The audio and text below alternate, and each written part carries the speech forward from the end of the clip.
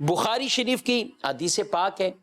نبی کریم صلی اللہ علیہ وآلہ وسلم بیان فرماتے ہیں کہ میری مثال اور مجھ سے پہلے انبیاء کی مثال اس شخص کی طرح ہے جس نے بڑا حسین جمیل گھر بنایا، مگر اس کے ایک کونے میں ایک اینٹ کی جگہ چھوڑ دی، ایک کونے میں ایک اینٹ کی جگہ چھوڑ دی۔ لوگ اس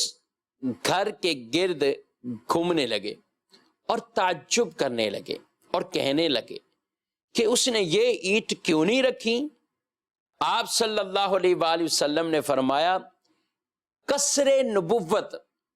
یعنی نبوت کا جو عالی شان یہ محل ہے، یہ مثال دی ہے سمجھانے کے لیے کہ فرمائے اس میں میری مثال اس اینٹ کی طرح ہے، اس میں میری مثال اس اینٹ کی طرح ہے اور میں خاتم النبیین ہوں۔ یعنی وہ قصر نبوت والا بھی جو محل ہے وہ بھی پورا کا پورا محل تیار ہے، انبیاء اپنے اپنے وقت پہ تشریف لاتے رہے، اور پھر نبی کریم صلی اللہ علیہ وآلہ وسلم آپ سب سے آپ آخر میں جو ہے وہ تشریف لائے ہیں۔ قیامت کی کئی نشانیاں بیان کی گئی ہیں۔ اچھا، قیامت قائم ہونے سے پہلے پہلے آپ صلی اللہ علیہ وسلم نے یہ بات بھی ارشاد فرما دی ہے